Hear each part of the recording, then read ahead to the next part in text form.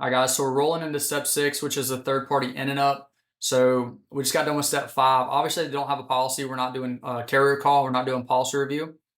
So coming into step 6, when we're calling your manager, when you're calling somebody on your team to give you an in and up, you want to make sure you build them up as the expert with what you're calling for. So usually, if somebody doesn't have insurance and they have like a health condition, maybe we'll highlight that health condition. Hey, since you have diabetes, Miss Johnson, I'm going to give Brandon our call in the office. He's our diabetic specialist. He'll be able to recommend who's going to offer you the best plan. He'll be able to recommend the direction we should go in.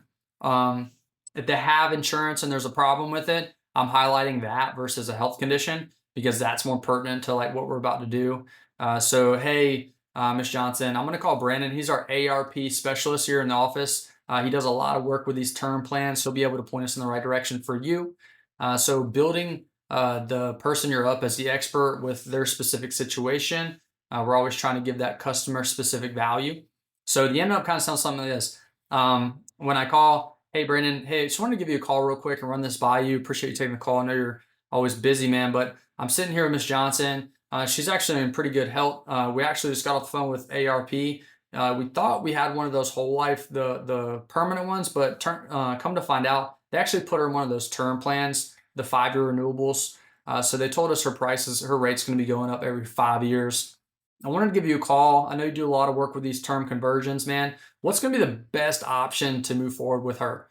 And then I be quiet and I let whoever's on the phone break it down. So maybe he's going to ask some questions about, did you know that was a term plan?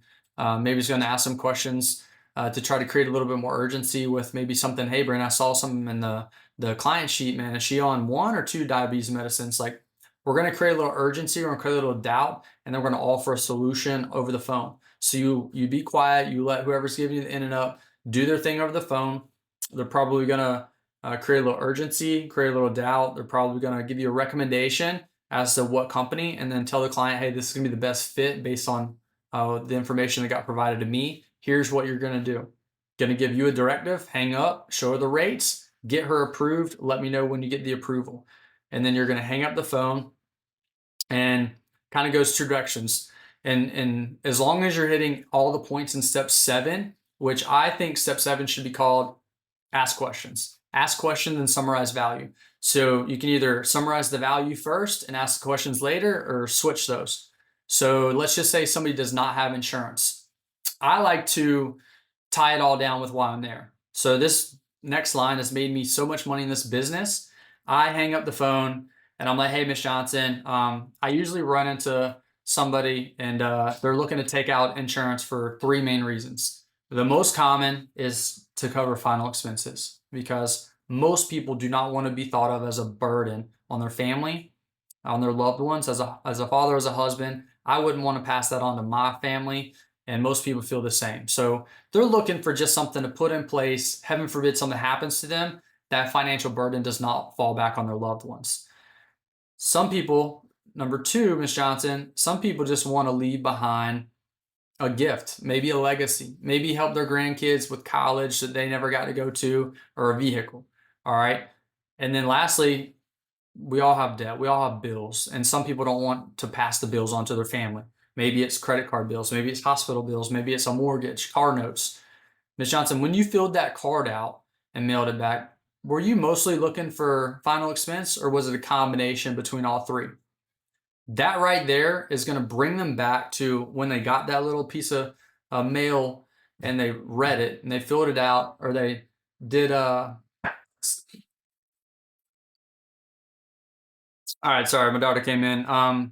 So saying it like that, and that brings them all full circle as to why you're there. When they filled that card out, when they went back and sat down and something was on their mind that caused them to fill that out. And that brings it all full circle as to why you're sitting there to help them with the request that they mailed in. Now, if they have insurance, I'm probably asking them why they took the plan out, what they liked about the plan. I'm trying to see like why they got it. So I'm asking them questions about that. And then I'm going to go into summarizing the value and the riders. Now, again, if you interchange them, it's not a big deal, but you definitely need to know.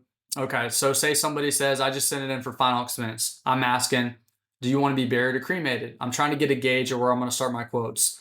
I send it in for a combination. Okay, do you want to be buried or cremated? If you want to be buried, how much do you want to leave behind? Well, I want to be buried and leave $10,000 to my daughter. Okay, so now do you know how much burials are? And then I'm going into how much the burials cost. I'm going into, okay, so if you need 12,000 for the burial minimum plus 10, so we're at 22.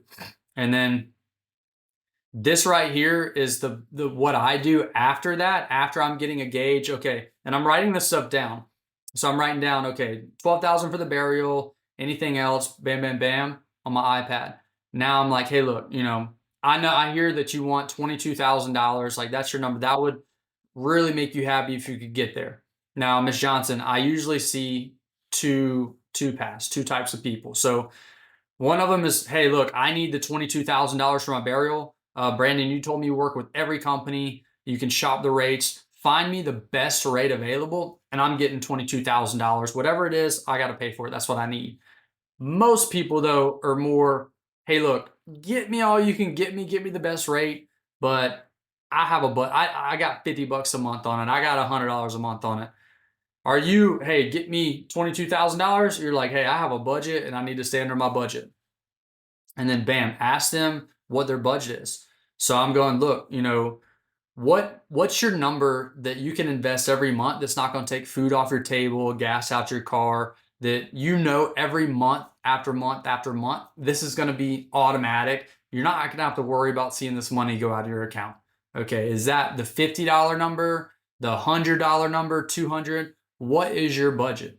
And I'm asking them, and if you ask it that way, number one, it shows that you care. Number one, you're listening. You're not there to try to sell them, oversell them, just max them out with coverage. You're actually listening. And if you can match up with what they say they need it for and the price that they're in, for example, like, okay, if they told you they need $20,000, 10 for burial, another 10, they told you their budget's $75 a month. Hey, Miss Johnson, if I can find you something that's in your budget, that's right at your budget, but also gets you that $20,000 for, you know, Jessica, is there any other reason why you wouldn't want to protect Jessica here today if we can get you approved? So, you know, number one, that's going to isolate any objection that's not price or the coverage amount. But number two, if they say no, you should have a sale 99 out of 100 times unless you just can't get them approved or you really screw it up.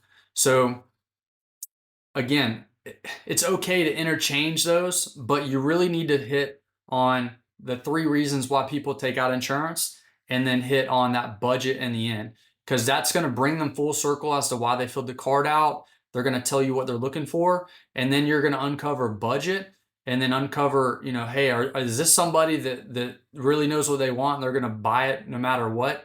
Or is this somebody that's got a budget we're working with and we need to find out what that budget is? And then I'm going to go to your value sheet where I'm going to pull up the value sheet and I'm going to hit all the points. I'm going to reiterate everything that your manager on the in and up said. And then I'm going to zoom in where they can't see any of the 3 options that you got from all the questions that you asked. So I'm writing down the 3 options, zooming in where they can't see that. So their focus is not on that. Because if you show them that, they're going to be looking at that, not listening to you summarize value.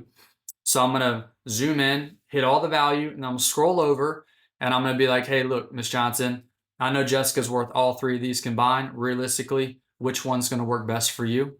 Head down, have her, usually they just pick one, and then you circle it, and I say, look, go grab your license. I'm going to make sure you get approved here today. We don't take money. I'm not the money guy. Be thinking about what day of the month, most people like to match up with Social Security, what day of the month you want it to come out and your bank to pay them, and then I'm going to make sure you get approved, but you don't have to pay today.